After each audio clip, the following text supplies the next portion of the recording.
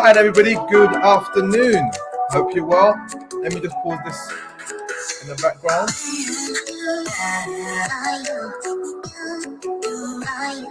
Okay.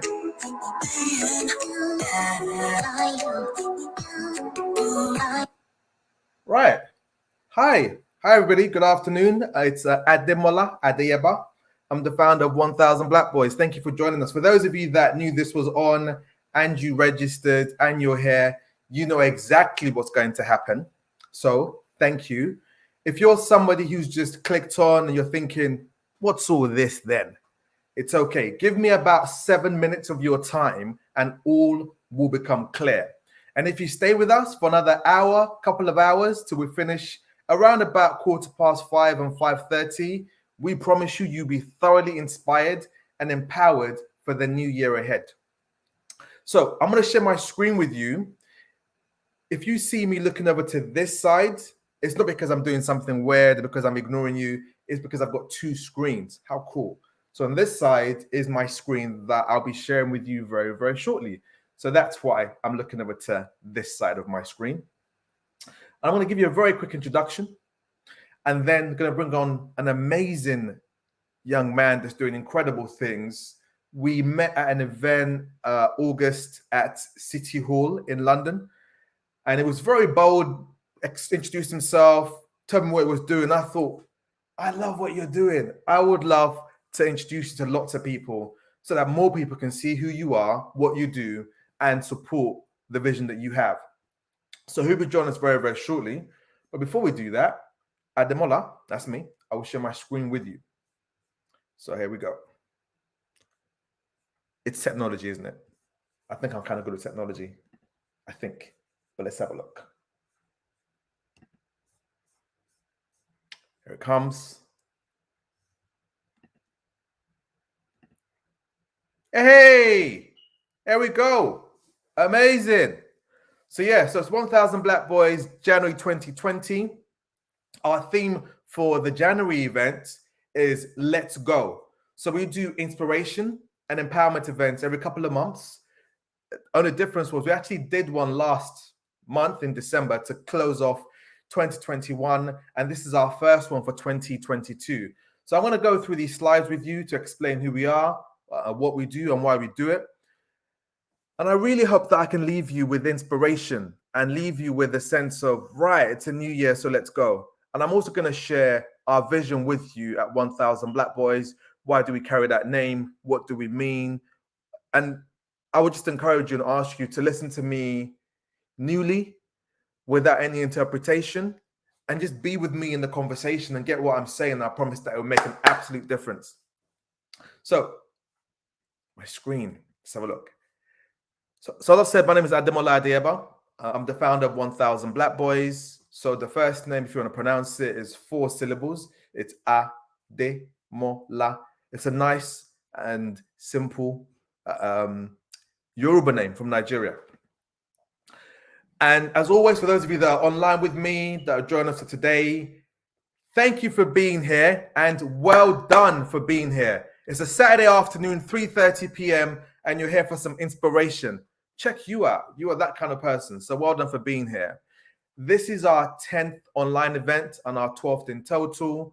We did 2 events physically in Croydon, in London, and then 23rd of March, 2022, you know what happened. COVID arrived and lockdowns happened. So since that time, we took our events online and we've been able to reach more people. It's been absolutely phenomenal. So this is number 10 online and 12 in total. While you're online with me, for those of you who've joined me, please like, comment, share. And I thought about this as I was putting this together. People always say that, don't they? They always say, yeah, please like and subscribe to my channel, all that kind of stuff.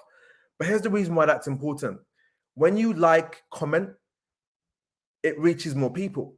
When you share, it reaches more people. And we're not just saying that so we can gloat. We're not doing this just to be seen. We're doing this to make a difference.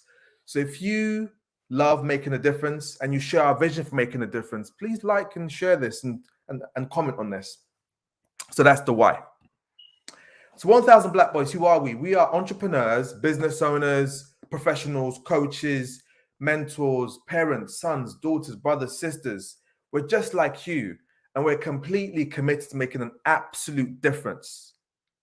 And we're all familiar about the media's narrative of Black boys and young Black men. We are familiar of this narrative. We know it. And the perception in society, economically, the school system, all of this, we're aware of all of this. And some things in that area are not working.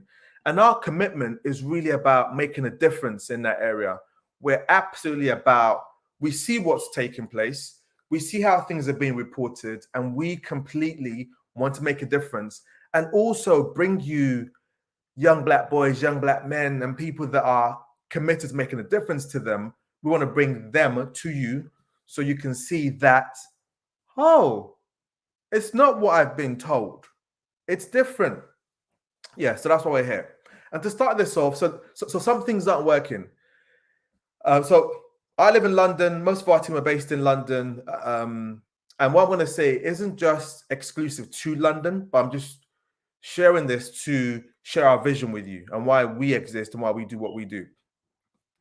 So 2021 was the worst year in London for teenage killings since records began. And just going to share some of the faces with you. I got this article from ITV News. So these are some of the faces. So we had 30 teenagers that were killed in London in 2021. And all these lives are absolutely precious. And actually, one of these young men is actually the son of a friend of mine who was murdered back end of last year, October. Like really painful to have somebody experience that. And he was a young man, 17 at the time. And one of the boys who attacked him was 15 years old, 15. And all those lives have been absolutely impacted. And this is one of the reasons we're here. We want to transform this conversation. We know that there's power, there's energy that these young ones carry. And we're committed to making that a different conversation, that energy and power is used in a different direction. And I was looking at this earlier on. So why 1,000 Black boys? And I was going through this. Now, all of these lives are important. 60% of the teenagers that were killed in London were Black boys. So from the age of 14 to 19, a large chunk of those, 60% from what I looked at this morning, were young Black boys and young Black men. When we launched in 2018 and 2019, it was 70%, similar numbers.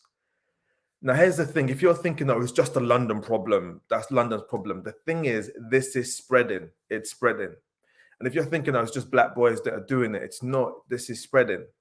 And our landing point is when we transform and impact the lives of young Black boys, young Black men, the conversation for everybody transforms. And it's a different reality for all of us. So that's why I shared this with you. And also, maybe you're thinking, is COVID over? Is it all done now? Is it not over yet? Maybe you're concerned about the unemployment rate and the uncertainty, and all of that is getting to you. You're not quite sure what 2022 looks like. It's okay. It's okay. We're here to give you some inspiration today and hopefully give you some contacts that you can connect with to have 2022 be incredible for you. So that's our goal today. So we don't want you to be stuck with all of the doom and gloom. We want you to see the opportunities and get your power because you have that. A lot of things didn't work last year. We saw that. And we don't want you to be in a state of being afraid, angry, or confused. We don't want that. I say this at the start of our events, and we genuinely mean that. Our commitment is that with all that you see, with all that happens, that you're calm, focused, and strategic. So our message is one of potential, vision, and power. And you see that with the people that speak today. And for us, it's about encouraging you to use your creativity and your gifts. Because when you do that, incredible things happen. And you see that with the people that speak today. So we started in 2018. Why we started was very much the things that weren't working in 2018 and 2019. And I've just shared the stats from London, for example, with you from 2021. So those things weren't working. And we were keen to not just be dealing with the symptoms, but to deal with the cause, to deal with inspiration, to deal with identity, to deal with self-confidence, to deal with building the relationship between parents and their children, building that bridge. In that place, incredible things happen. So that's how we started. And I shared this in our December event. At the time, my nephew was going to school, was a 10-year-old, and had a boy in his class turn around and say to him, "You're going to die." And the boy was 11. So these were literally children. They were threatening each other. And one time after school, he knew something was going to happen. So he sat at the front of the class, and the boy was sat a few rows behind him. And as soon as the alarm went off, he bolted out of the classroom, ran across the school playground. As he turns around, he sees the boy chasing him, and he manages to get home. And we launched at that time because we were committed that we want to deal with this. We know that they've got power, they've got energy. Let's use that for something that's incredible. So that's how we started. My friend's nephew had a similar situation in 2018 at the time. So we're here to transform that whole conversation. And if that interests you, stick around for the rest of the session. If you are up for this already anyway, thank you very, very much. And if you resonate with the things that we're saying, please comment, engage with us, because we're sat on the virtual world, and it'd be great to be with you in person, but we're not. So your comments, your likes, your questions makes a huge difference. So here's our vision. Some of you might have heard this before. If you have, please listen newly. I love to repeat our vision to share with people, because the more that we repeat it, the more it gets out there. And listen like you've never listened before. Listen like it's new. If you haven't got a vision in life, my encouragement would be to have that for yourself personally and for the things that you get up to, whether it's business, whether it's your project or your initiatives. So we have two parts to our vision. We have the short version. And our short version is, it's 1,000 Black boys. We exist to inspire Black boys and young Black men to unleash their potential, literally unleash the potential and live a life of purpose. The full version is this. We exist to empower and enable Black boys and young Black men to discover their greatness, to unleash their uniqueness, to innovate, and to create things that have never been done before. We want them to have the audacity to dream big, and in so doing, transform the world. Guess what? When the world transforms, I think everybody benefits. So why now? Today's theme is Let's Go. It's one of our inspiration empowerment events because it's our first event of 2022. And we want you to go. Let's go. Inspiration is about breathing life into something. It means you draw air into the lungs and you can breathe and go through it. Empowerment is authority and power given to someone to do something. So we want to give you that by being with us today and by meeting the speakers today. And some people, like our first speaker and other speakers, are doing incredible things, and we want you to meet them. We want you to be able to look and say, wow, that's amazing. I'm inspired. And that's our message. That is absolutely our message. So get your notepads ready. Get your pens ready. Get ready to make some incredible people. Put them into your contacts. This is being streamed live on Facebook, YouTube, Twitter, and Periscope. And it's our second time on LinkedIn with my professional platform. So please share, and I don't want to sound like one of those YouTubers, but subscribe to our channel. Please do that. And comment. Would love to hear from you. So I'm going to take you through the agenda really quickly with my screen. Let's have a look. Yes, there we are. So here's the agenda. I'm going to zoom in. So that's me doing an introduction right now. Our next speaker is Ellis Witter.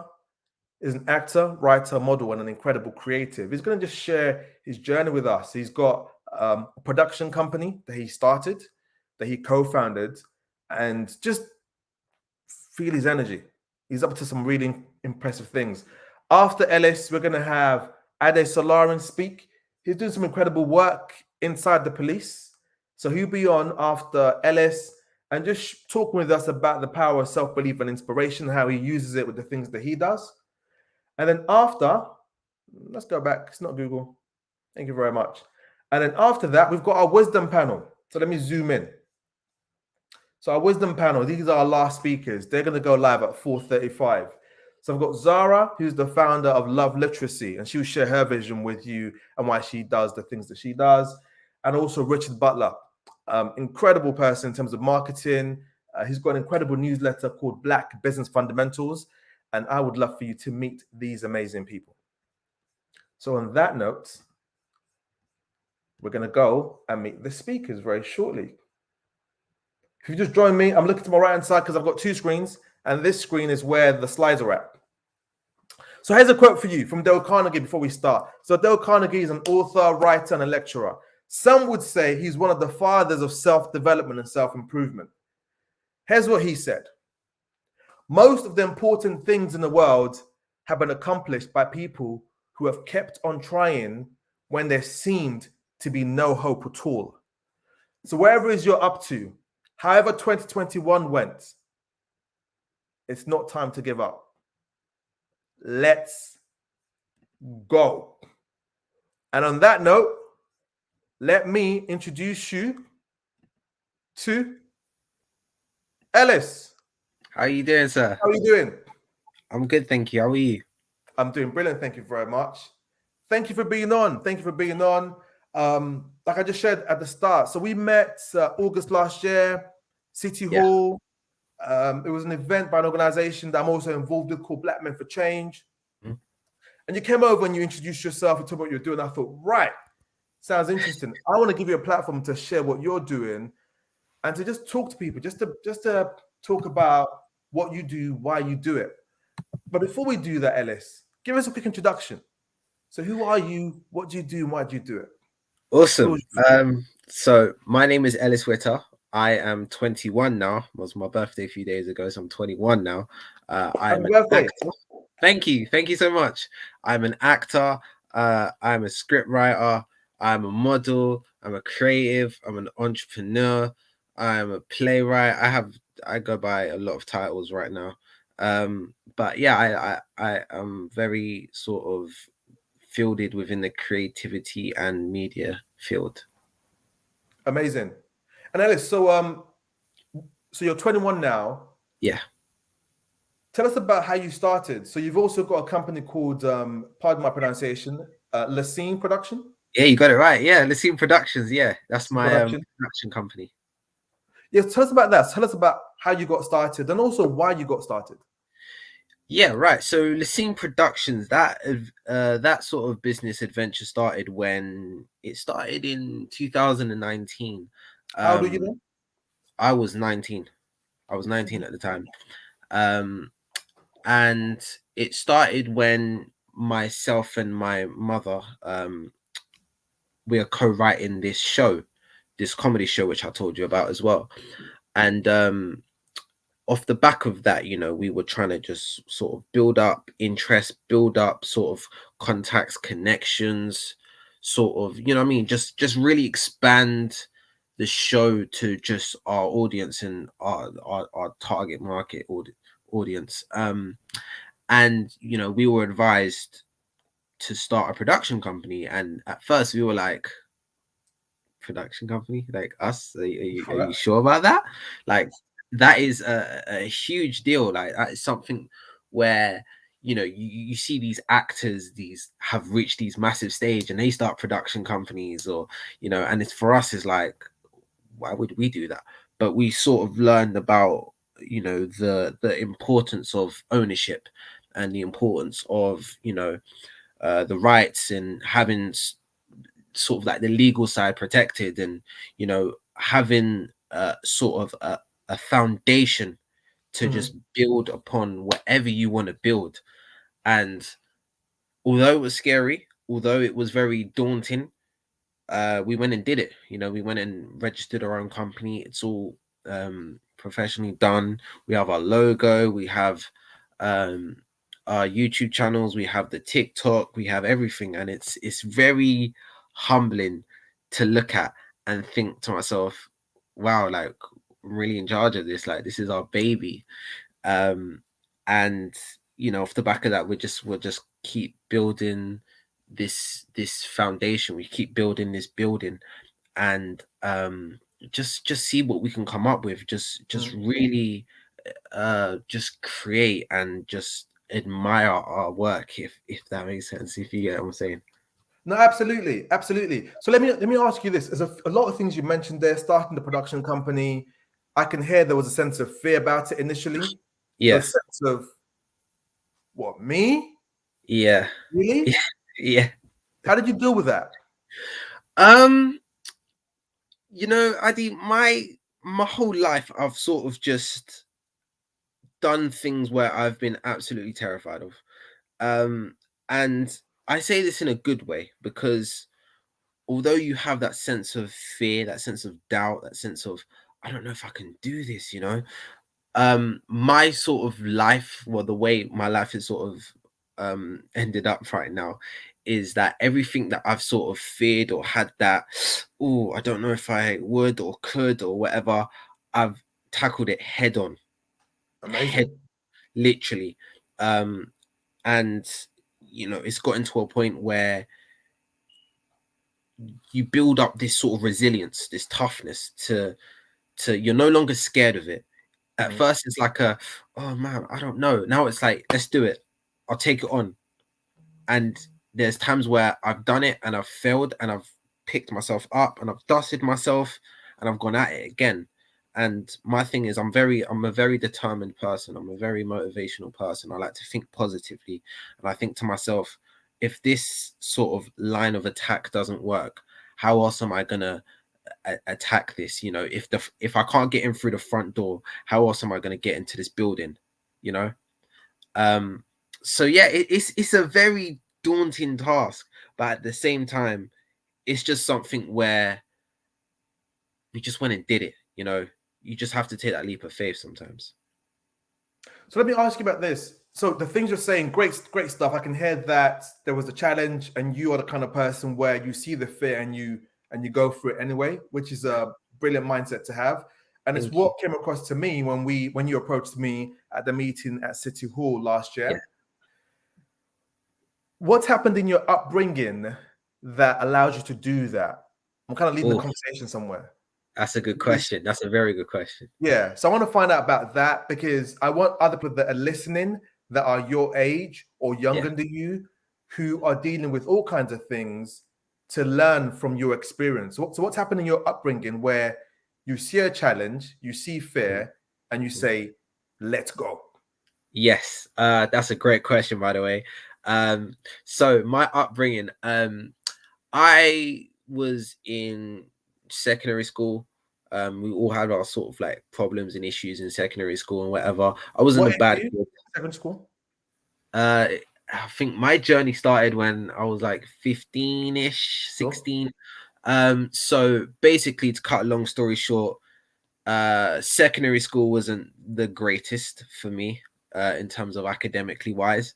I was very sort of stuck. I didn't really know what to do. I had to do this sort of college course, which I'd done, which was kind of what I wanted to do as well. But you know, it wasn't my first choice. To then, I got the role of Amani, and as for those of you know, I'm an actor. I've starred in a short film called Amani. It's got 3.6 million views, 3.7 million views on YouTube. Check it out. Um, Congratulations, by the way. That's really good. If you share that thank with us, you. we'll promote it even more. That's really good. Yes, yes, thank you. Yeah, so you know, that was like I sort of knew that break was coming, and for me mentally, I wanted to be ready for that. Mhm. So whilst I was sort of filming that, this is after I left college, by the way. Um, my mum asked this guy that I sort of looked up to. Um, he asked him, you know, does he have an internship program that he runs? And he was like, yeah, I do. And for me, that was very like, wow, like I I have known this guy like on screen for Mhm. ages. Like, you know, you see someone and you're like, oh my gosh, I love this person. And then you meet them in person and like, oh my gosh, even better in person. And you know, for him to take me sort of under his wing was very life changing for me, purely because of the things I learned. And I learned at an early age to deal with emotions, and I learned how to deal with mindsets and you know all of that sort of side of things. And I am so grateful I learned that, because for young boys, we don't really learn about our emotions, or we're just learned to just man up and, just not express how we feel. And even when we do have these feelings, it's hard for us to point out these feelings and admit to ourselves that, I'm not okay today, and today I'm in love with this person, or I'm infatuated. I'm able to really sort of break it down and look at it from a more detailed perspective, if that makes sense. So I learned those lessons very early, and believe me, Adi, I tried to fight against it. I tried, the walls were up. I was like, I'm not talking about this. I'm not going there. And, you know, um, those walls were sort of broken down, and thank God they were, because the things that I had to deal with, the traumas, the things that I realized happened to me where it really shouldn't have, and being okay with that, and being okay with how people have treated me in the past, and not letting that affect me, but using that for motivation. Using It's a mindset thing, really. And I learned all of this at a very young age. So when I'm doing these short films, these all of this sort of luxuries, if you'd like to call it, the creative luxuries, when it comes to making content, essentially, um, I learned the sort of emotion side, the human side, the how am I feeling? Are my feelings in check? How is my mindset today? I wake up and I feel motivated. Like on this 1000 Black Boys stream, I feel motivated because of the audience, of talking to you guys. I feel motivated, and I know that hopefully with what I say can inspire you guys. So my thing that I learned very early was emotions, and how to sort of analyze and deal with them, and mindsets. Very well said. Very Thank well you. said. What I also want to ask you, I know this could be a delicate subject. Yeah. You mentioned secondary school Yeah. wasn't the best for me, was how you said it. And then you mentioned some of the trauma, some of the things that happened that shouldn't have happened. Yeah. Anything that you can share in that area? What happened? Yeah, I could share a bit of light on it, because obviously it's not really something we're gonna talk about here, because it's Sure. probably not the best subject for that. But there's traumas that everyone go through, and there's things that have happened to people that really shouldn't have, to be frank with it. And there's things that people are fighting. There's traumas, there's emotions, there's feelings, there's demons, if you'd like to call it. Some people are questioning themselves, their identity. Some people are questioning their sexuality. Some people are questioning a lot of things about themselves, their looks, their appearance. Does this mustache suit me? Does these clothing suit me? Does I wonder if this girl likes me when I style my hair like this and like that. But I learned to just be your fullest self, and for me to shed a bit more light of it, but to beam it in a positive way. um I have this project that I've co-written, this theater play called Stories Boys Don't Like to Tell. And I say it like it's nothing, because it's a theater play, and this is like a theater play, like, oh my gosh, I'm a playwright. um and as mentioned, secondary school wasn't the best for me. So for me to now be this playwright with my own sort of theater play that I co-written is amazing, absolutely amazing. And it's something that I don't take lightly at all. But um this project is to sort of highlight these issues and these situations, Mhm. if you put it like that, where people are questioning their own identity, their sexuality, their all of this stuff. And it's called Stories Boys Don't Like to Tell. Pretty self-explanatory. Yeah. These are stories where we didn't really want to tell. These are stories where we if we didn't share these stories, we would have taken them to the grave. And sharing these stories obviously is a very hard, touchy subject, because it's taken a lot of healing, a lot of mending, a lot of self-building to get to this point. And obviously the pandemic has slowed us down, but we're right back at it now. Today, literally, we almost just signed off on a producer. So we've got a producer for the play. And you know, we are aiming to give you a sneak peek. I don't know. We're aiming to have something for you to view by the summer, and um, this theatre play means so much to us, and we just hope that we can share it with the world and share it with those who need to see this and impact those in a positive way. Very well said. Very Thank well you. said, Ellis.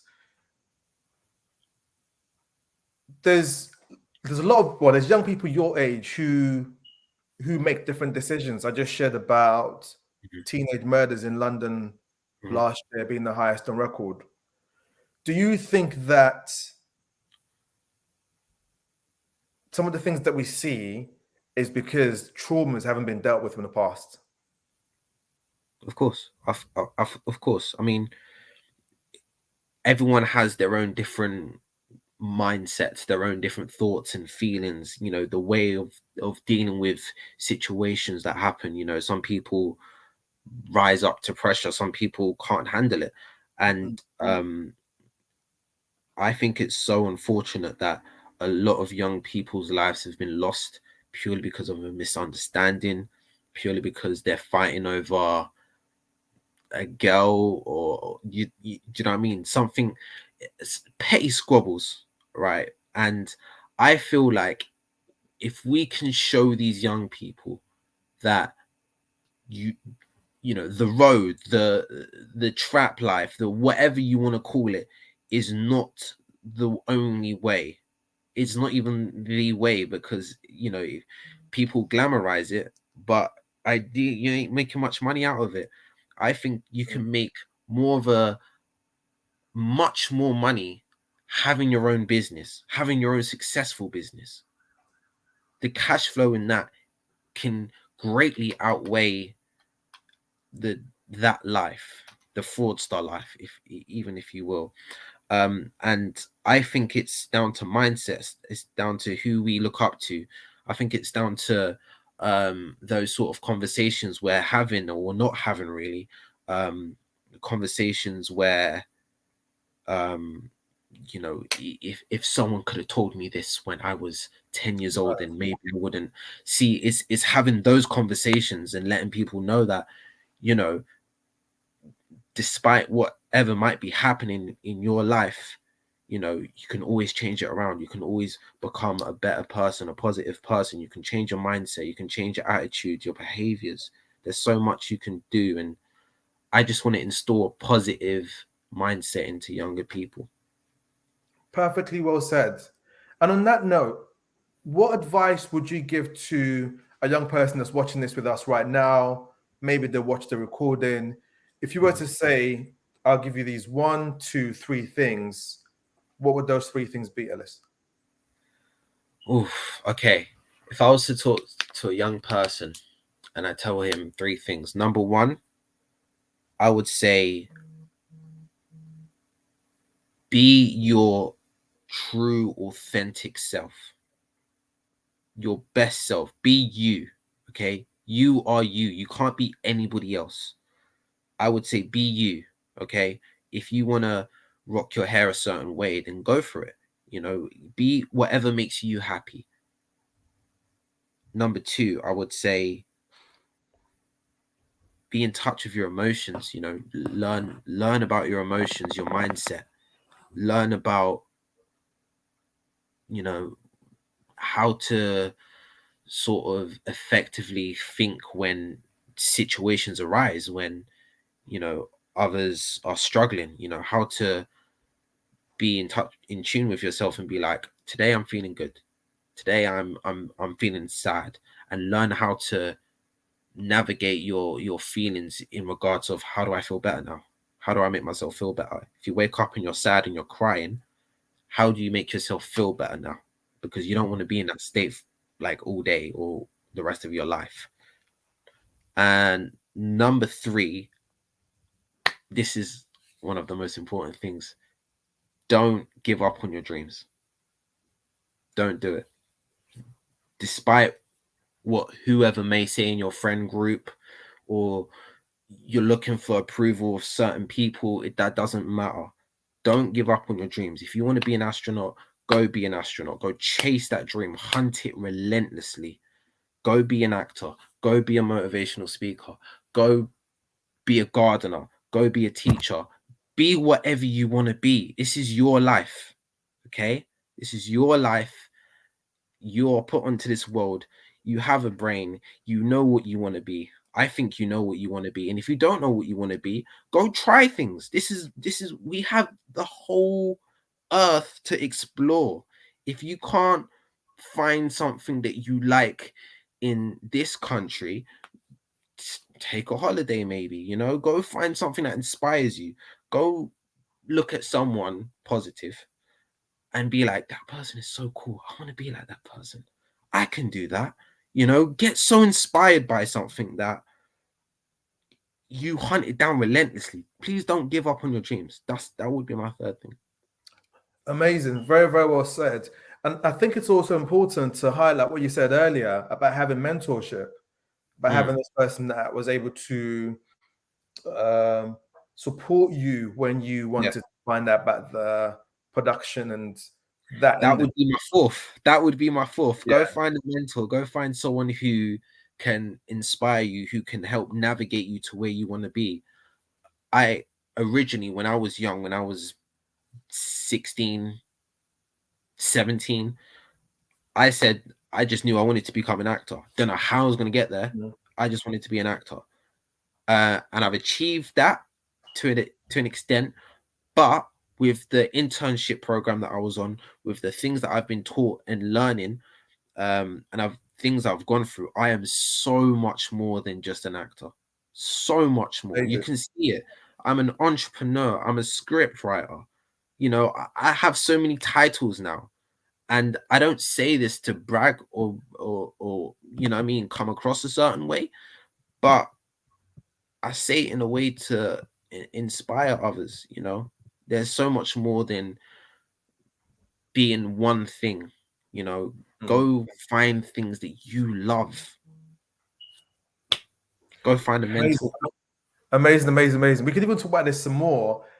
For those of you that are listening as well, what you can hear behind Ellis's speaking is his passion.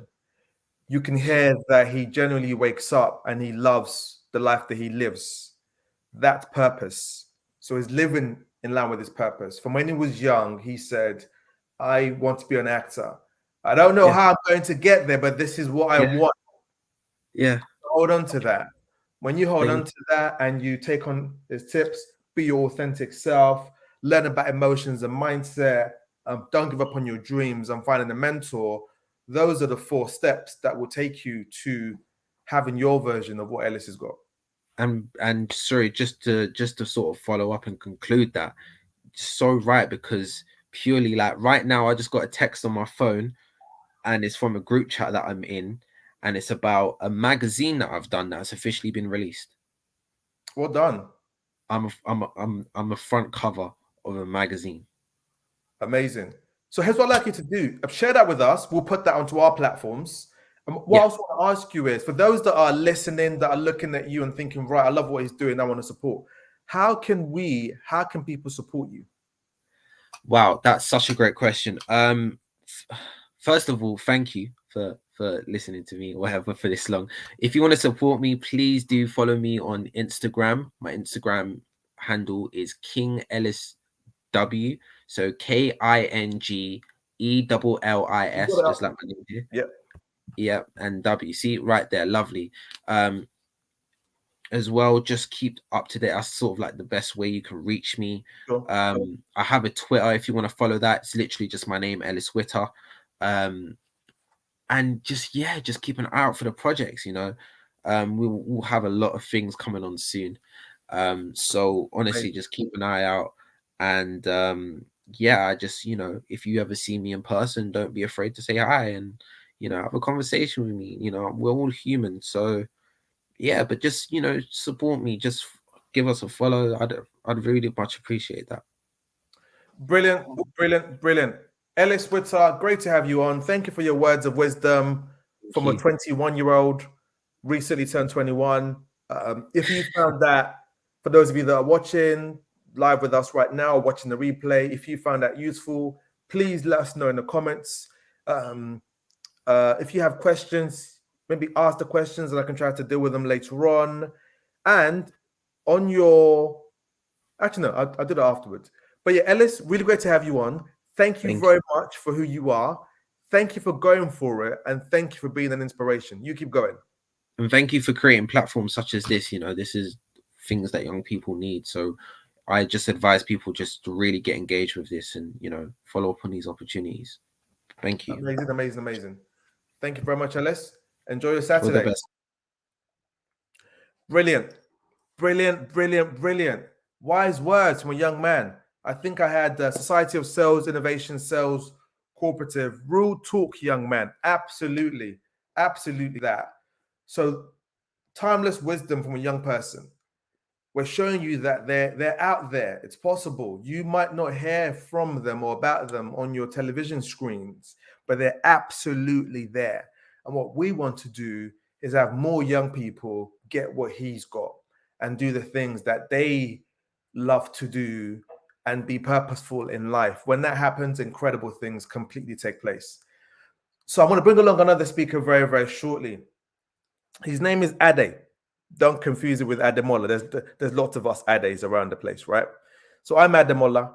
His name is Ade Olu, but he goes by Ade. And what I'm going to ask you is, if you're finding this useful, I'm going to ask you for a request. On your platform, wherever you are, there were these kind of emoji signals or signs, these symbols. One has got like a thumbs up button. One has got like a heart shape. And there's other ones. Press those buttons. Thank you very much. That'd be amazing. Exactly. It's absolutely amazing. So please press the buttons, comment, ask questions. This platform is for you to engage and interact with us. So I'm going to bring Ade on to come and talk with us right now. And he's doing some incredible things. Here he is. Ade, how are you doing? Yeah, good. Ade, how you doing? I'm doing brilliant. Thank you very much. It's the two Ades. That's two Ades, man. Two Ades. Yeah. I was really so we met a few months ago as well, and you were talking to me about what you do within the police force. I thought to myself, what? Police force? Okay. It's the kind of job that I wouldn't do. But you're doing it. So kudos to you. So I'd love to hear about that. And then also about Kijiji. I want to find out about Kijiji. And before all of that, Ade, I want to find out about you and your story. Who are you? How did you get started? And why do you do what you do? Yeah, yes, great. And you know, I think I remember telling you that the policing stuff that I do. I think I remember saying to you that was the first time I had told somebody, like, you know, shared with that publicly, and about how I actually want to use that type of background and platform to help others, because my motivation is all about helping others. So it's just a very, very minor correction. I work in government, so I work I basically essentially inspect and audit police forces in England and Wales. So it's all about whenever police get into contact with children, what was the welfare of that child? What was the experience of that child when police came into contact, or when children need help from the police? How effective are police in safeguarding children? So that's my name. That's my main job. So I lead a team, and we go up and down the country. I just got back late last night after 2 weeks in the west of England, looking at that police force and just ensuring that, you know, all of that is effective. So that's my main job. But I do also spend my free time. I do also work volunteer in the police force as a police officer as well. And in that time, that's also about just giving back and helping young people. And when I come into contact with young Black boys, what is that experience like? You know, because if I was once a young Black boy or a young Black man on the other side, you know, and having that experience with the police. So it's for me, it's is trying to bring that and also bring my academic background, what I studied in school, and put that into practice. So I did that, and what I studied in school was just around criminology and sociology and understanding people, our environment, and also just really, because I'm motivated by justice, fairness, and helping others. I've just always wanted to do something that involves giving back, and I just like being fair. I like justice, so I think I naturally just kind of went into. I was either going to be a lawyer or or work in something involved in policing, but as long as it helped people, that's that's the greatest satisfaction that I get. A lot of what I do is what we call a thankless service, but that's it's not really about that. It's just more about did the experience of the person that I worked with, are they better off now as opposed to before I came into contact with them. So I've always wanted to do something that helps people, and then after some time, fast forward to 2020, always wanting to help people. I sat down with a colleague of mine, and we sat together and we were talking to each other, and we realized, we want to help others that are like us, others who also work in this space, other Black people who work in this space. We also, what can we do to help them as well? And that's how we founded Kijiji.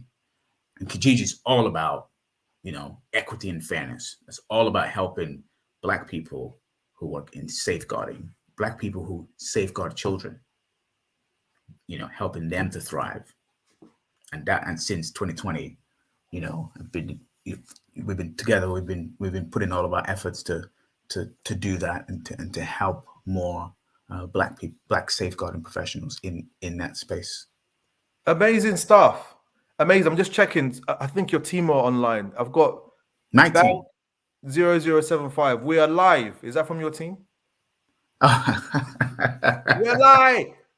Yeah, we're live. We're live. We're live. Well, I as you said, I shared it. Shared it widely. Amazing. I think that Banks 0075 is in another country, so it looks like this is a live streaming event, so you can catch it anywhere in the world. Good stuff. Yeah, go ahead. You were going to say something, and just. I was actually going to say that you and him have the same name. Yet another Ade. Lots of Ades. Ade times 3. Yeah. Amazing. So let me ask about this as well, Ade. So just so I'm clear, so there's essentially 3 things that you do. There's the full role as the assistant portfolio director. There's you when you volunteer within the police service. And then there's Kijiji. Correct. And then lots of different bits and bobs here and there. Mentoring. I'm a trustee on a couple of charities as well. And some other bits and bobs here and there. But yes, you're correct. Okay, so more than 3 things. So you get up to lots of things. I want to ask you about that very, very shortly. If you can, I'm sure there's some things you can't say, but can you share some of the experiences with us in your work, in your journey, when police interact with a young person? What are some of the things that you can share with us about that? Some experiences. How has it gone? Because we hear about, for young Black boys, young Black men, there's a huge, ridiculous level of stop and search. So that interaction is quite consistent. And for a lot of the young Black boys, young Black men, it leaves trauma. It leaves this resentment for police. What can you say about that? And also, can you share some experiences with us? Yeah, I think at the end of the day, it's all about respect. It's all about a level of mutual respect between, 2 human beings. So whenever I come into contact with or whenever I meet anyone, adults or young people, it's on that first 5 seconds, that interaction. in that space, do they see me as a threat, or do they see me as another human being, and vice versa? It's the conversations that you're going to have, aside from whenever you need to, manage a difficult or violent situation. I'm not talking about that. I'm just talking about just the everyday interaction. Conversation. Yeah, exactly. Hey, how you doing? What are you up to? There are many ways you can have that type of dialogue. And I think for me, it's in that first 5 seconds, ensuring that I give the respect, and at the same time, I'm also afforded and given that respect as well. And I find, 9 times out of 10, dialogue and conversation is always respectful. And if I can see it or sense it getting out of hand, I always say, "Hey, my name is Ade. Like, don't see me as, a man in uniform with all this gadget around. Just call me Ade, and then let's continue that conversation." And a lot of times people are like, oh, okay, you're not so bad. Yeah, I do things, when I go home. I watch Netflix just like you.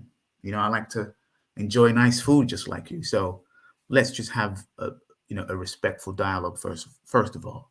And I find a lot of times, if more of that can happen on both sides, I think it's the beginning of where we really should be.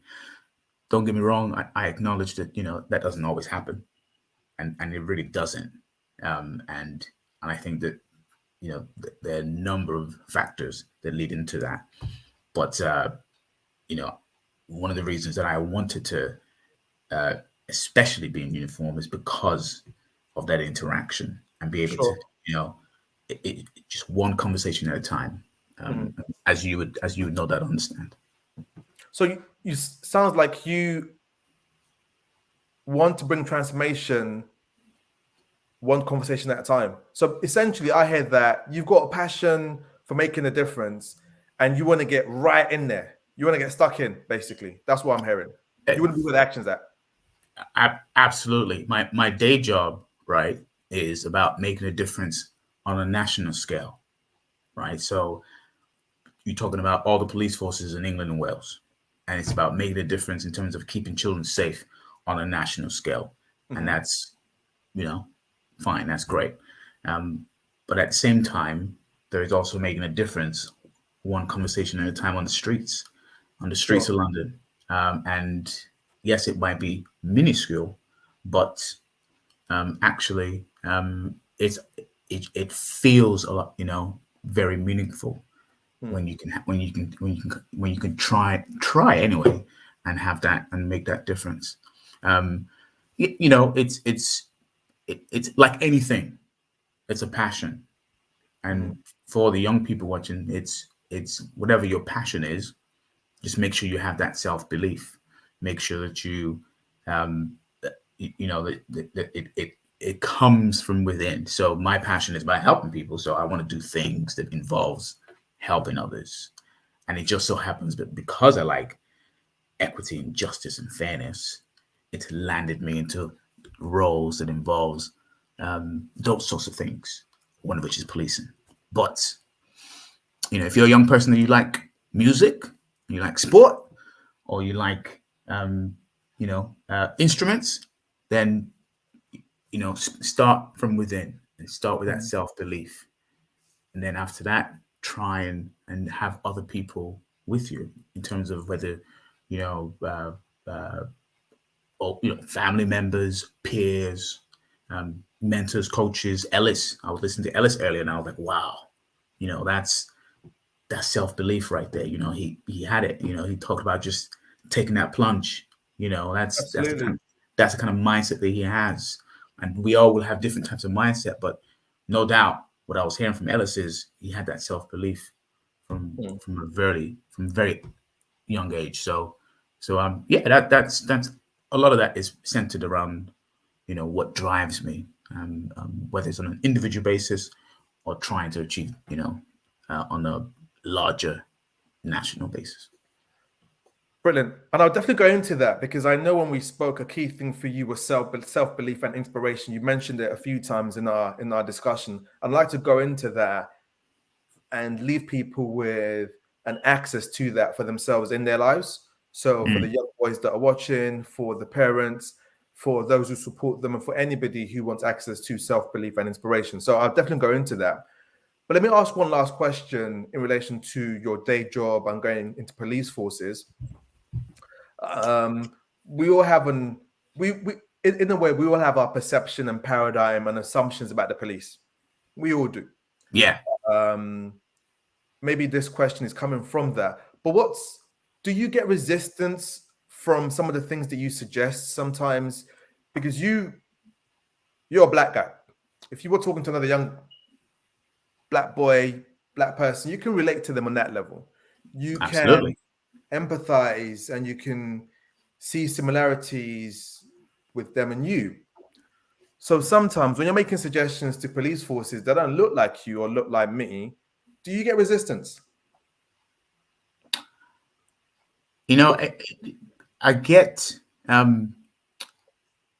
it's I get questions from a curious perspective, and sometimes it's almost like from a baffled perspective. You know, it's they're wondering how I was able to engage easily, or how I was able to kind of quickly manage or de-escalate the situation, you know, so fast. And then they kind of wonder, like, oh, what mechanisms or tools did you use there? And I'm just like, oh, I just recognized a fellow human being. Yes, they're black, but there are a lot of ways that I can tap into to ensure that, you know, you got to think big picture here at the same time. So what I try to do is challenge some of their whether it's misconceptions or biases, and say, hey, just, you know, park that for a second, you know, and maybe start from this place first. Amazing. Before, you know, launching in, and you see that, you know, you may have different results. So sorry. Do you get resistance, or have you had resistance? I wouldn't call it resistance per se, but it's more questioning, Sure. and because, you know, there's a lot of conviction from where I come from, you know, from, you know, my mindset in terms of conviction. I just kind of press ahead, you Sure. know. I have and I try to tap into my experiences. I try to tap into the self-belief again, and it's I'll shape it less resistant. It's more about the attempts to put some doubt, you know, just to kind of sprinkle some doubt. Sure. And then you kind of like, no, it's okay. I know. Amazing. Thank you for that. I mean, if you ever need any kind of support with that, because I do lots of work on mindset, and I think what you're doing is absolutely incredible, because when we can have that kind of impact within police services, it's going to have a huge impact all over the UK. So I thoroughly acknowledge you for what you do. Acknowledgement to you and your team. I think you guys are doing incredible stuff. And let me ask you this, right? Because I do also want to ask how we can support Kijiji, what kind of things you guys are looking for. We're going to put your details on our website so people have it and they can reach out to you. But give us some tips. What would you say would be 3 tips for young black boys, young black men that are watching this, especially for someone like you who's very big on self-belief and inspiration? What are some advice, like 3 tips from you? 3 tips. All right. Yeah, I'll give you 3 tips. I think first and foremost, you know, whether you're at home or you're in school, and this, you know, this is with all the young black boys and all the young black men. You know, if you're at home or in school or at work, and you're worrying about whether you can achieve that goal, or you can finish that assignment, or, you know, take on that next step, you know, the first and foremost is just to pause and believe in yourself. When you're by yourself and, you know, you have those conversations, you have to believe that you're your own best friend. You know, you're your biggest fan, you're your strongest motivator. So just start with, I know that I can do this, and then move on to because, you know, But there needs to be a recognition, and Ellis touched on this already. There needs to be a recognition that you can't do it all by yourself. So it's never too early to have a mentor, coach, someone you can have questions, you can brainstorm. I have about 3 mentors and coaches, and I mentor and coach about 6 or 7 people. So it's never too early. Always have them. I've benefited from having mentors and coaches, hence why I want to mentor and coach people. And if there's anyone who would like to be mentored, through 1,000 Black Boys, happy to support that. Amazing. So one was pause and believe in yourself. Then 2 was mentor and coach. What would be 3? 3, you can only take the shots. Take shots at the goalpost in front of you. So be patient, work hard, have fun. But don't be afraid to ask help. Don't be afraid to talk to others. And get no experience is a bad experience. Is one of my life models. No experience is a bad experience. So just soak up any and all experience that you can get, and that would just drive your passion, and just use your passion as that driver as well. So that may have been more than 3 there. I love it. Absolutely love it. Literally. So the third thing I got from you is take the shots. So literally, just give it a go. Like, take the shots. No experience is a bad experience. One of the things I say to people is to be successful in this road of so-called success, there's this thing called failure. It's a part of it. We've been conditioned to see failure, even the word, as a bad thing, but it's a part of the learning. It gives you feedback. And if you never took the shot, you don't get the feedback. So on that point, very quickly, sometimes what I do is I take interviews, and I walk through that door or walk through that storm expecting that I may get punched, I might get knocked out, or I might get knocked down. But I use that experience and go, oh, well, what are some of the questions that they asked me? Why did that trip me up? How can I improve? And I write it down so that the next time, the next door that opens, I'm ready. So you shouldn't see it as a bad experience. You should just see it as just learning. Another chink to the armor. Absolutely amazing. That is phenomenal. Thank you very much, Ade. Great to have you on. And I do want to ask this. So we've got Raphael saying, love that. Jas was like, the claps. 100%. Thank you very much. Great to get you on and to hear your wisdom. So how can we support Kijiji? What are you guys looking out for? What do you need from people that are listening? Yes, if you are a Black safeguarding professional, if you're a professional, you work with you safeguard children and young people, whether you're a Black social worker, or you're a Black nurse, or you're a Black midwife or GP, if you work in the field of safeguarding, just join us, support us, follow us on Instagram, Kijiji_Black BSP, which is Black Safeguarding Professional. Follow us on Instagram, Twitter, LinkedIn. We're a membership organization, so as we all know, there's power in numbers, and it's all about helping each other thrive. And it's whether through learning, opportunities, networking. And this year, we really want to focus on bringing people together and connecting those with the wisdom and the knowledge, i.e. coaches and mentors, and feed that with other Black safeguarding professionals so that we can all thrive in whichever way we want to. Amazing. So if that's you, reach out to Kijiji. Their details are right there. Their details will also be on our website. If you join our mailing list, we're going to send out an email with the details of all the speakers so you can reach out to them. And I've got Jeff Burko. Hi, brothers. I work as a mentor with 100 Black Men of London. Oh, our faces are disappearing here. Let's have a look at this. Let me change this. No, wrong one. Oh, I can see it. Yeah. So arrange a visit, young people. Yeah, definitely. Where can we contact you? Jeff, our pleasure. Yeah, you can, you know what, one of the best ways is to email me. Actually, I'm a bit old fashioned. You can either write me a letter or you can email me. Write you a So, letter. Oh, yeah. yeah, I love opening my mail. Honestly, it's a bit old fashioned. So you can email. My email is, I think you have my email as well. Adeolu@kijiji.org.uk. We'll share that. Is one of the best ways to email me, and I'll be more than happy to come down and do a workshop and speak to some of the young people.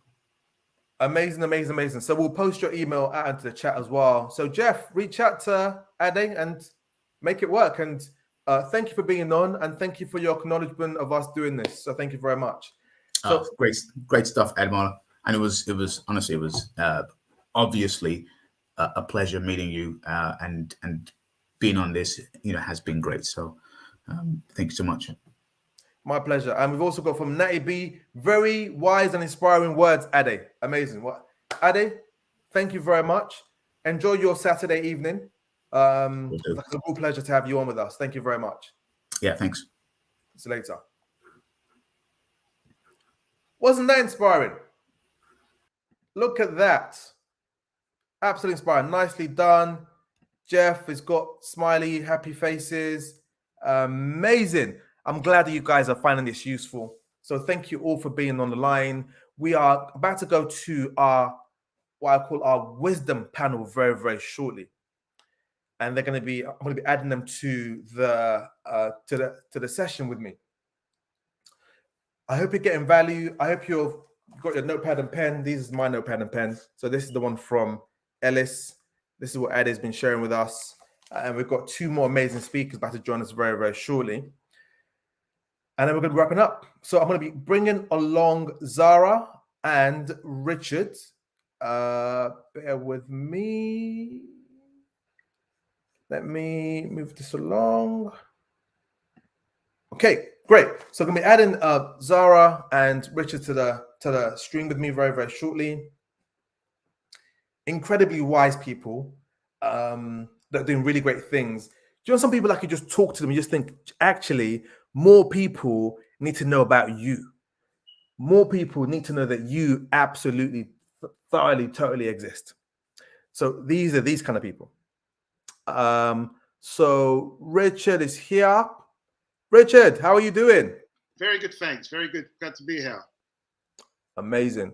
Let me just see if Zara's screen is okay. There we go. So there's another wise person about to join us. And there's Zara. Hi, guys. Amazing. Great to have you both on. Let me have a look at how we can. No, I think it's better the other way. Yes. Brilliant. Great to have you both on. Thank you for giving us your time on a Saturday evening in January of 2022. You're both doing incredible things. I'd love to start with Zara, because I know Zara's, she has a company called Love Literacy. And then when I go to Richard, he's got a company called Black Business Fundamentals. We had an Instagram live yesterday, and the time flew by. We were dropping some gems. And I was like, oh, let's just keep this for tomorrow. So Zara, tell us about you. So who are you? What do you do? And why do you do it? And then tell us about Love Literacy. Okay, no problem. So hi, everybody. I'm Zara Muirhead. I am the founding director of Love Literacy. By trade, I am a qualified teacher, really passionate about teaching and learning and supporting our community. So 10 years ago, I began tutoring, and then it grew and grew and grew, kind of organically. And I realized that actually our community need this. They need close intervention, support, because let's face it, not everybody is seen and is able to thrive in a large school environment where you have 31 children. So I founded Love Literacy, and later my husband came on board and co-directs, and then we've built a beautiful team that have really just come on board and seen the vision. And we provide maths, English, literature, mentorship, study skills, even science to our community. Awesome. Awesome, awesome, awesome, awesome. That's really great to hear. I've got lots of questions I want to ask you, actually, because I want to ask about the education system and what we can do to transform the education system as we see it today. But I'm going to hold on to my enthusiasm to kind of go into education. We need to sort education. That's one side. That's one side. Richard, Yes, great yes. to have you on. Tell us about you, Black Business Fundamentals. Why did you start this during lockdown? What happened to you during lockdown? Please tell us. Yeah, I'm kind of Londoner, been here all my life, and I kind of came up through the, my first moving into business was at my 16th birthday party, and me and my crew or my gang, we were DJing at my birthday party in our little place in Peckham, and that was my first foray into, as a young person, doing my own thing. Mm-hmm. And so we did a lot of parties, famous parties in New Cross and other places in South London, and we also did events in the West End of London, and did a lot of DJing down there. But eventually, we started making our own music. And this was in the days when no one was rapping.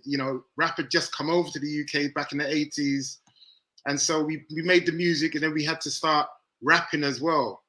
And but what I kind of came to understand is that, let's take this to the next level and start our own record label. And that was my first time of actually saying, let's do our own thing and set up a business. And it was extremely, extremely hard and challenging. And it was practically no one that I knew had a business, no one in my family, no one in my community that I could kind of directly go and speak to about it. And, since then I've kind of been building up my experience and building up my knowledge, but still the business was still finding it very hard to kind of grow and expand. And so Black Business was built off of my struggle to grow my own business.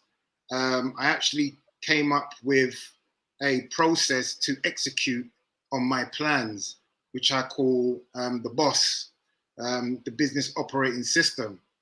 And my first project running the BOSS system was actually Black Business Fundamentals, which is there to kind of educate business owners or people that want to start businesses like myself. And so, yeah, and it's been growing and growing ever since. The system works. So now that I'm able to use a system to execute on my own ideas, that's kind of why I'm here now. I met yourself at the UK Black Business Show. And Yeah, we did. Yes. And, before I started Black Business Fundamentals, I was always working in the marketing area, consulting with people, advising people. And so now I kind of take the red agent side of my business, which is the original business that I started. And that involves helping businesses to generate more leads and to grow, helping people to grow, helping businesses to grow. So that's really what brings me here today. I also have done a lot of community work in the past, and working with the unemployed, working with people that want to go to college, and working with young people as well. And so I'm just kind of bringing it all together to, support the community and people that I know have got the talent and skills and the ideas, but they don't necessarily have that support infrastructure. And that's what Black Business Fundamentals is all about. And let me also ask you as well. So you said yesterday on Instagram Live that you grew up on a North Peckham estate. I always get that look when I say because I lived on North Peckham estate for about a year and a half, and we had to move out. Sure. And there's a reason I'm asking this question, especially for the young ones that are listening to this, or maybe they'll watch this, and they're from a challenging part of the world, a challenging part of London, challenging part of the UK, and they may be thinking that there is no way out. Maybe they're thinking that their path is only going to be one way. And we know what that way is. I shared the the stats at the beginning that last year was the highest year in London for teenage murders, which is just like totally heartbreaking. So a lot of young people, they'll see that. They live in the ends. Yeah. They see the news. They've been through COVID, and they don't see many opportunities apart from this one way. From somebody who's experienced what you've experienced, living and growing up in a North Peckham estate. For those of you who are maybe younger and you don't know why I'm saying that, this estate used to be notorious. It was an estate where it was just chaos, anarchy, regularly, consistently, and that was the order of the day. But Richard managed to be in that environment, and today he runs at least 2 businesses. So, Richard, what do you want to say about that for other young people who are in challenging situations, who've been in, or maybe are still are in difficult situations, and they don't see any other way? I mean, it's hard because just to explain it really, because I personally believe that 2 people can live in the same area but experience life in completely different ways. And you don't have to be, you can choose who you associate with. Sure. And how you want to, what your focus is going to be when you're living in any community. You know, you can choose to be part of the group that are in trouble with, you know, let's say, you know, starting problems or getting into fights, or you can choose to be the group that are playing basketball in the court every day, and you know they're not necessarily involved in the troublesome side of your area. So, you know, I was in North Peckham Estate from 1 year old, so I grew up there, and I was fortunate that you know, on my landing there was the Griffiths was at one end. We had the Walshes at the other end. We had the Williams, and we had the Butlers, which was my family. And, you know, we were all from the same Caribbean island, which is Barbados. So we all kind of, they were all my friends' parents were my uncles and aunts. And, you know, we all kind of stuck together and played together. And so, I don't know. It's you know, I can only say that when I grew up, I definitely got involved in music and went to a lot of parties, went to a lot of events, but we never got into trouble because we were there to dance and we were there to DJ. We were there for other reasons. You know, yes, there would be trouble at these events, but we made sure we weren't a part of that because we had other things that we were doing. And I mean, that's the only explanation that I kind of can give you. I was never coerced, or people didn't want me to get involved in the troublesome things because maybe that wasn't my nature and that wasn't the people that I was around. Very well said. There's a lot of things you said there. A couple of things that I've written down that I'm going to bring up. But Zara, it'd be great to get your thoughts to this.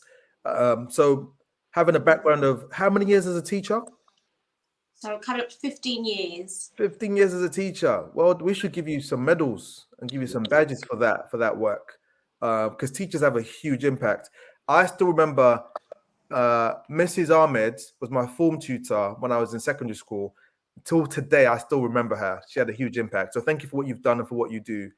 So talk about that. So as a young person that's maybe listening to this, they're from quote unquote the ends, or they're having challenges at school. And as Ellis said earlier, school isn't really for me, or they're just having problems. Maybe they're thinking school's not for me. And they can only see one way out. Maybe it's shotting, or maybe it's associating with these guys and moving some things around. I don't quite know what it is, but I'm going to move it around because they told me to, and I get some cash afterwards. What can you say about that? What can you say to hopefully make a difference to these young people that are listening to this? I think education is powerful. And when I say that, I don't solely mean what we learn at school. And I think it's really important that we reframe what education means, and therefore understand its power. So really, first of all, I would say Black people have a superpower, and we have the ability to navigate this Eurocentric environment. And, you know, I'm sure we've heard of the term code switching. So we know how to code switch. We know how to navigate, and we learn very quickly from a young age how to navigate being in this country and maintaining our own sense of identity and being true to ourselves. So what I would encourage young people to do is to really remember your why. Really, even when you are in these environments and there are microaggressions and there are challenges, because there will be very frequently, it's about surrounding yourself with like-minded people. It's about having a support network and just remembering your why. You know, remembering that if it is your vision and your passion and your determination to be a doctor, you are going to have to navigate this formal education system. You are going to have to step to the left, step to the right, almost do a dance, but you will achieve that end goal. And if you want to go on to university, there are certain qualifications you're going to have to get. And so therefore, just remember your why. And I really think it's up to us as adults and parents to support our children and to reframe our own thinking so that we can effectively support and mentor and encourage our children.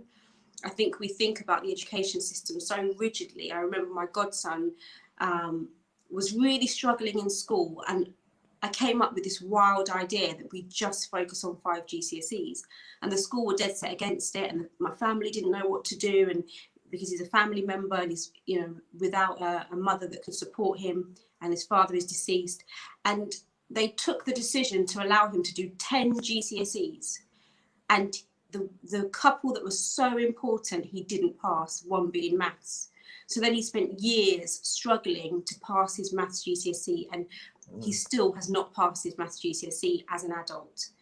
And I think, well, if we had reframed our thinking and recognised his entrepreneurial spirit, he was actually making money through selling legally and really enjoyed it. If we hadn't squashed that and suppressed that and pushed him to do these 10 GCSEs, he would have focused, zoned in, got English and maths, and got out of there and moved on. So I think for me, it's really about,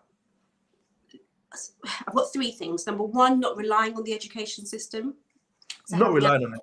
Don't rely on it, in my opinion, and I'm an educator, but I don't think as parents we can rely on the education system because it has failed us and it could continue to fail us. But number 2, support our children to manage the education system by really being really present, you know, being at the parents' evenings. And if you're from a single parent household like I was, bringing an uncle along or bringing a cousin along, being present, knowing what our child's needs are.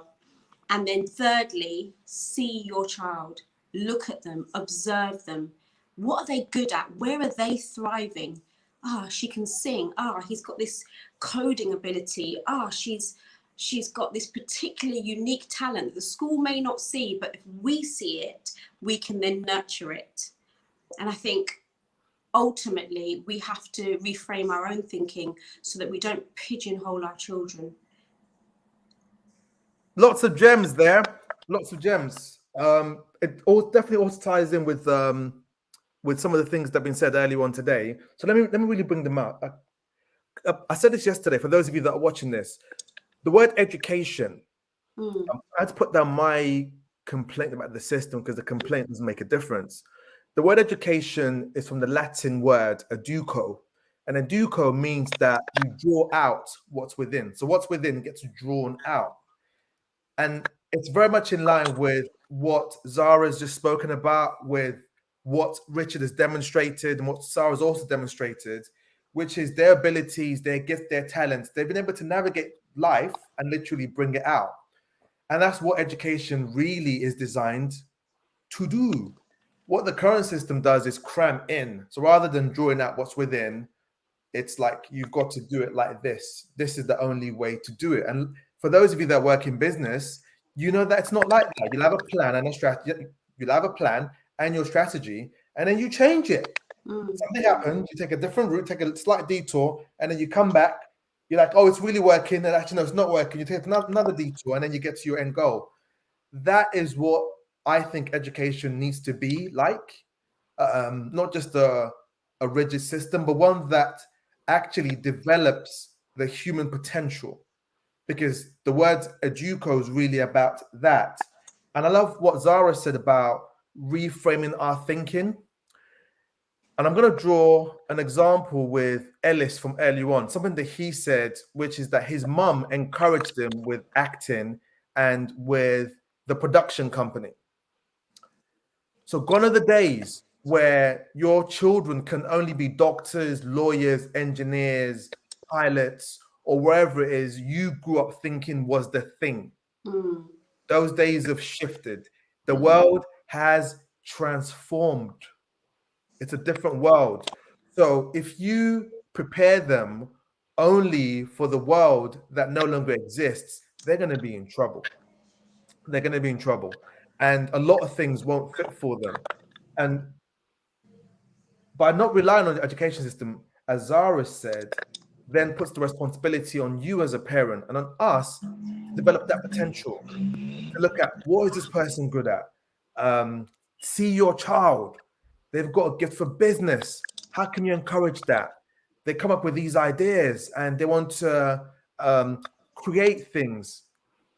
Encourage that. You'd be surprised where that leads. And that's really a key and a powerful thing to bring out. Zara wants to say something?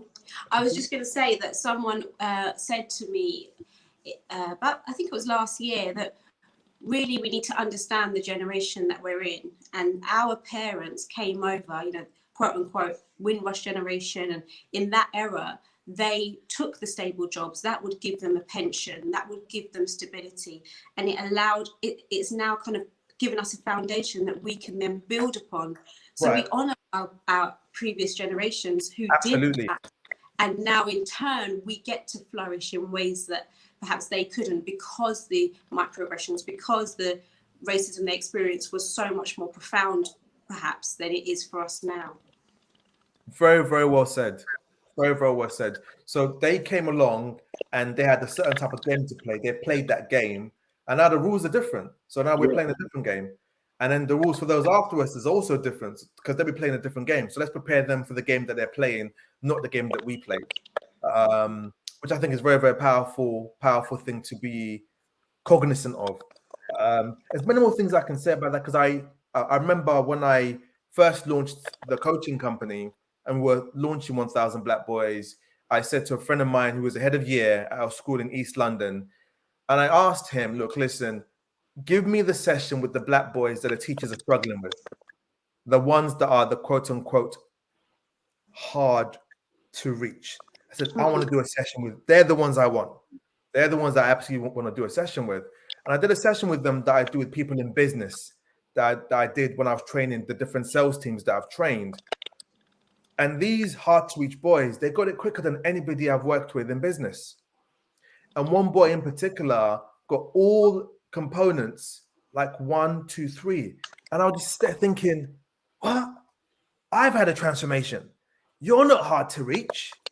It's how you've been engaged. And I thought to myself, what if we could give them more of this stuff? Things will completely transform and be totally different. Richard, anything you want to say about that? Yeah, I mean, it's funny. I was thinking about that today, and that type of environment and opportunity is what needs to be created on an ongoing basis, because, you know, the education never stops. And that's something that we are not told at school. The education never stops. What? It never stops. It never stops. It never stops. And not only that, is that because the society is so diverse as that we're in today now, that you can turn on a twopence at any moment and change the direction of your career. You know, it might only take you, you know, 3 months, 6 months worth of learning a specific subject or a specific skill and task, and you can start getting employed in that specific area and create a career for the next 3 years or 5 years or 10 years. And, you know, 6 months before that, you absolutely knew nothing about the subject matter. So, you know, those skills that you gave that young boy, if he was able to get a job in 6 months' time using those skills, he could have a career. Absolutely. And you know, this is more of that stuff is what's required, I think. Absolutely. Absolutely. I could have to talk about this for another couple of hours because I'm so passionate about this. We've got LinkedIn user. Education is drawing out what's within. Wow, how the current education system has lost its purpose. I thoroughly agree with you. It needs transforming that system. And then also back to what Zara was saying earlier, remembering your why will help you navigate through the journey to get to where you want to get to. Absolutely.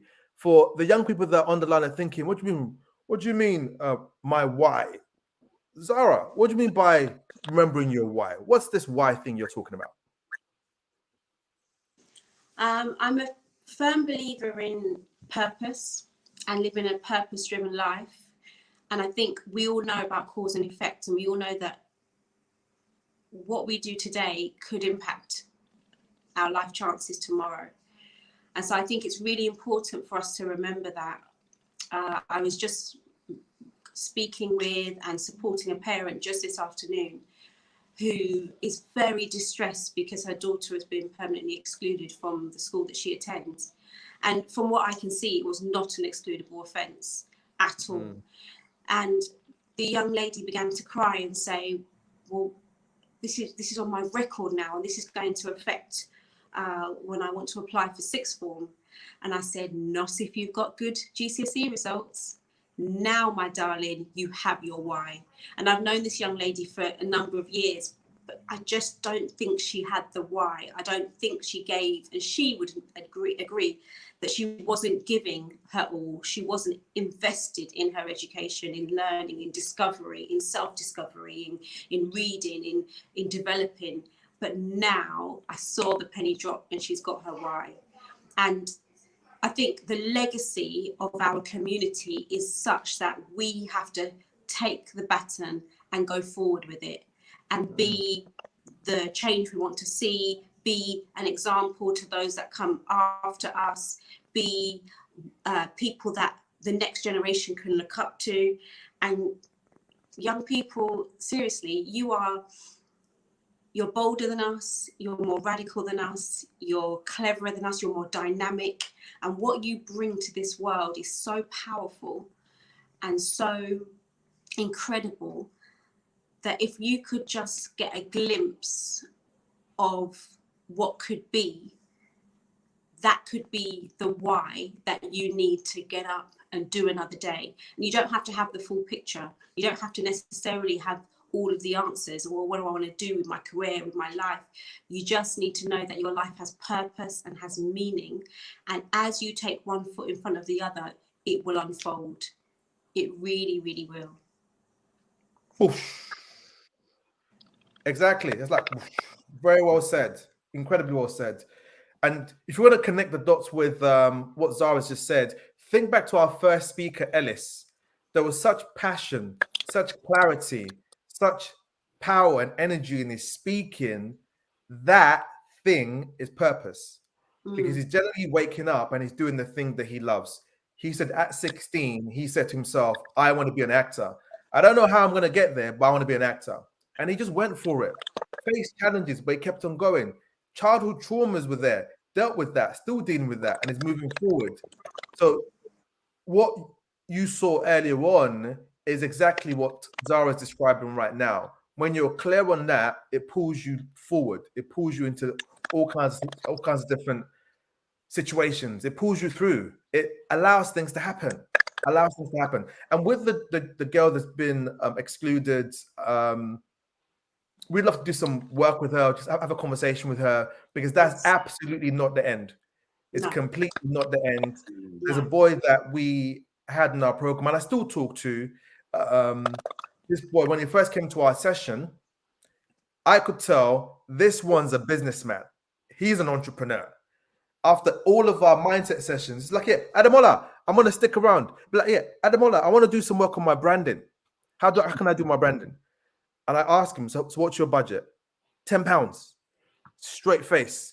He wants to do branding and design a new logo with a £10 budget. But he's just like, what can't I do that? But just his energy and his passion is this is an entrepreneur. I remember last year, his mom told me that he got detention in school. And I was thinking, oh, what has he done? And I was waiting to hear the worst things possible because he got 3 strikes on one day. I'm thinking, 3 strikes? What? I'm like, all right, tell me what you did. And I remember he said, yeah, one time because I spoke in class. That was 1 strike. He said I spoke in class. I heard communication. He can communicate. That's a skill for an entrepreneur. Number 1. What was your second thing? I took my tie off because it was a hot day. Strike 2. I'm hearing initiative. And what was the third thing? Third thing was I gave the equipment to somebody else in class who needed it more than me. I'm hearing empathy. I had communication. I had initiative. I had empathy. I'm thinking those are the traits of an entrepreneur. But they didn't see that. They gave you detention as reward for that. So it's really about us, our generation, encouraging parents, encouraging that within your children. Don't just go to, you've got 3 strike, detention, you're bad. No. Find out what happened and really see that child's potential.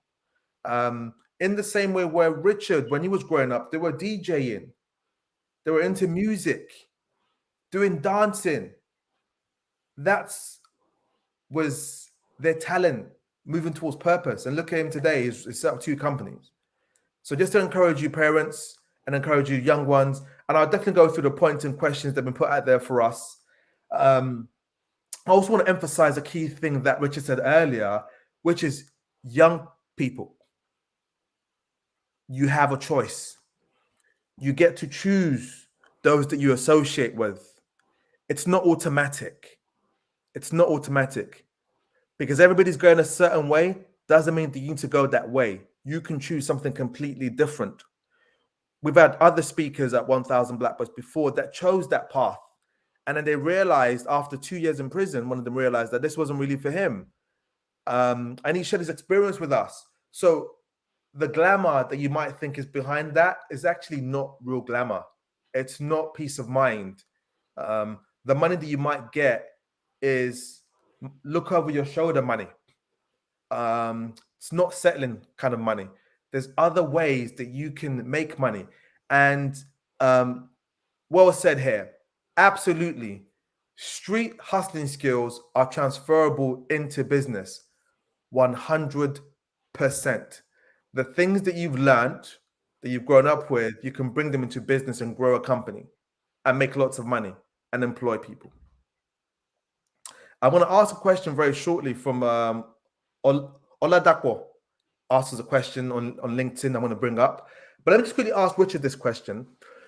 Richard Butler, during lockdown, lots of people were stressed and they were completely disempowered. And you go and start a business. Yes. What is your mindset that you started a business during lockdown? What's wrong with you? Do you know what? Lockdown was definitely a stressful situation for many, and it still is. But if you really look deeper, you can see that it's also an opportunity for people as well. It's an opportunity for people to take stock, and see. And I mean, like Zara, I love what Zara was saying. What's your purpose? Look at your purpose and say, well, am I following my purpose by what I'm doing at the moment? Furlough, lockdown, even losing a job is an opportunity to you to look within, find out what your purpose is, and make other choices. The combination of what Zara's saying and what I'm saying, and I think what you're showing as well, is that purpose with education and action. Really, those 3 things can take you to the stars, and it doesn't matter whether you are, 10 years old or 60 years old, you can always make those changes. Amazing. For those of you that are listening, Richard has just given us the P model. Purpose, P, education, E, action. Remember that. Eat your greens. In this case, the P's. So purpose, education, action produces incredible results. I was about to wrap up. Let me ask this question. Gonna bring it up. My Nigerian brother, Oladapo Popola. I hope I pronounced that right, Oladapo. If I didn't, please let me know about myself. So he's asking, do you think a lot of students nowadays have already given up on success? Ooh. I think yes and no. And I don't mean to sit on the fence. I think there are a really strong core of young people who are very motivated. And I get to teach them at Love Literacy, and I get to engage with them. And they are just so driven and have this desire to grow and develop. I had a cohort of young people a couple of years ago, and literally they would enjoy the red pen marking all over their books.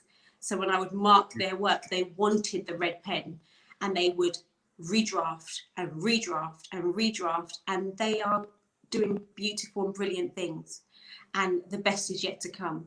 So I think it's really important that we see those young people, that whether from disadvantaged backgrounds or affluent backgrounds, there are young people who really are driven to and motivated to do well. And they may not have all the answers and they may not be perfect, but there's an innate drive within them. But the reality is, of course, there are young people that are a bit disillusioned. Yeah. And I feel like I was thinking about what you said, Ademola, earlier, and I feel like, talking about generations, I feel like we need to talk more honestly and openly about our struggles, the difficulties we encounter, the microaggressions, the subtle challenges that we have that sometimes are unexplainable, because then we validate our young people's experiences, and then they feel seen and heard and related to, and then they can push on. I think there are young people that just don't get this system. Ademola, you're talking about the education system. They have to get up 5 times a day and do this. I remember when I was in school and my teacher would go around to every child asking them to read and would skip me. She would literally go from one child to the other child beside me. And it was this awkward moment of, why has she skipped me? For what reason? And our children are going through that every day. And it's hard for them to even, sometimes they come home in a bad mood and we're thinking, oh, it's the hormones. Sometimes they don't even remember why they're frustrated, but it's these little subtle things. So I think there are both. I think there are brilliant, bright young people who want to do well. And even if they have additional needs, even if they struggle with English or they see numbers in a confusing way, they really want to overcome that. But there are also others that just, I don't know about you, but speaking for myself, I need to get out of this country and have a break. I need to have a holiday. We're not naturally made for this environment. So can you imagine our children who have lived through the pandemic, have lost out on socialization and all sorts? I think that we just need to stir up in them that passion and fire again. It's in there. It just needs to be stirred up. Amazing. I'm just getting ideas as you're talking. I've got some ideas already about what we can do. As we're about to wrap up, what opportunities are available with both of your organizations? So how can people support and stay in touch? Richard, you go first, and then Zara will go after that. Yeah, Black Business Fundamentals. Basically, the best way is to join the mailing list. I'll tell everybody, the mailing list started in August. It's growing every day. I'm, as I'm moving forward with the newsletter, I'm developing it all the time. I do one section for what I call Black Stars, highlighting people who are doing very well in business. So I'm sure at some point both of you are going to be in that position. Thank you. I also do a section, yes, indeed. I do a section called Black Business Calendar with events that are taking place. I do Black Business Education, and Black Business Lessons, which is kind of like my words about how to kind of grow your business. And that goes out every Monday. If you type in blackbusinessfundamentals.com, you'll be able to sign up to the newsletter, and you can find out everything you need to know from there. Perfect. We'll share your details as well with our network, and also it'll all go on our website. Thank you for that, Richard. And Zara, just to ask you, I know there's some opportunities at Love Literacy. Tell us about that. Yes, so Love Literacy offers a few things. We obviously offer tuition for English, maths, literature. For those based in kind of Romford area, we have a face-to-face provision, but we also have an online provision. For me, it's about the village, and when you join Love Literacy's community, you are we become part of your village, we become part of your community, and we stand by you, and we support you and support your children and young people in thriving. And I cry all the time, Ademola and Richard, because I get messages from parents saying, oh my goodness, my child got a grade 5 and he has special needs, and thank you for your support. And then I get people saying, oh my goodness, my son got into university and this was his last chance. He'd been in prison, and he used to roll up to my tuition centre with his car before going to work, humbled himself, big 18-year-old, did his GCSEs, passed and moved on. And then we get students who got the grade 8s and 9s, and again we celebrate with them. So if you want to have tuition and support, then you're most welcome to have a look at our website, love-literacy.com. But if finance is an issue, we have dedicated ourselves for the last, I would say, 5 or 6 years to scholarships. And we offer scholarships for those who perhaps cannot afford tuition but need it. Families, mums and dads, you're at your wit's end and you're thinking, I need my child to get some input, I need them to be in a great community. Just contact us. We have a scholarship provision, full scholarships, partial scholarships, and just contact us and see what we can do, because we are so dedicated to your children, and your children become my children. My children have to share me, because we stand by you. And finally, I find that a lot of young people really want a job, and they find it difficult because you can't get a job without experience. But if you're not given experience, you can't get, it's all that. And so we provide volunteering opportunities as well. And 9 times out of 10, those volunteering opportunities turn into paid employment. So we have young people that we upskill, we train, we support them in professional practice, and they go on to do banking and teaching and all sorts of amazing things. So we've got tuition, we have scholarships, and we have volunteering opportunities for you. Brilliant, brilliant, brilliant. And all of these details will be available through our site. Because we're talking with Zara about a scholarship for some of the boys on our programs. So Absolutely. We'll send that out, because we genuinely want you to win. That's why we are here. When that happens, we transform the world, which is our goal. Zara, Richard, real pleasure to have you on. We did go over time because that basically flowed, and I just thought let's let it flow. So thank you for your additional time. Enjoy your Saturdays, and here's to an incredible 2022. Let's go. Thank you so much. Thank you very much. Great stuff. Amazing. Amazing, amazing, amazing. That was great, wasn't it? So I want to wrap up. Thank you for being on the line with me. Thank you. In just 10 minutes, we'll be done with today's 1000 Black Boys Inspiration and Empowerment event. I'm going to share my screen with you again. As we wrap up, did you take notes? Did you get value? Are you thinking, what? That's amazing.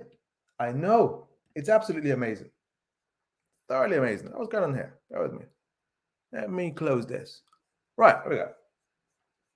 I'm just going to my screen on this side. If you're thinking, how come this guy's looking away from us? It's because I've got another screen on this side. So I'm going to share that with you as we wrap up today's session. Let's have a look. Awesome. So we're closing out. Let's go.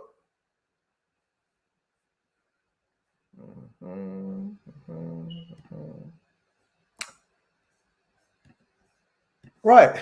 So summarizing the key points in the conversation. So these are the key points that I got from talking with Ellis earlier on. Ellis said, be true to yourself, be your true and authentic self. One of the first things that he shared with us. And then he said, learn about emotions and mindset. Super key, because I do work with people on mindset. Mindset is huge. The conversations that you have with yourself, be able to manage and master this is super key. So number 2 from Ellis. And the third thing is don't give up on your dreams. Perfect. Ties in with what I'm going to say with you very, very shortly. So that was from Ellis. And then Ade spoke about pause and believe in yourself. Get a mentor and a coach to support you on this journey. And then take the shots. No experience is wasted. Take the shot. Get the feedback. Go for it. And that's what Ade said to us. And then we just had an incredible conversation with Richard and Zara. Zara, if I can summarize it, one, she said, no, don't rely on education system. And I was like, say what again? So yeah, don't rely on education system. Like I shared earlier, it's about drawing out what's within. So do things that encourages your children's potential and purpose, that they realize their potential. That's what she said, number 1. And then as a parent, tip 2 was being present. Going to, I forget what they're called, but open days with the school, teachers, parent evening. Yeah, parent evening. So go to parent evening and things along those lines. And then the third thing that Zara shared is see your child, see who they are, get to know them. And then Richard gave us the P model, PEA. It's a purpose, education, action will produce incredible results. Amazing. So, quick summary. I'll go through future dates with you very, very shortly. I'll give you 3 tips that you can use as you go into 2022. I'll give you 2 quotes. I had to catch myself to only keep it to 2. I gave you one earlier. There's going to be 2 more to come.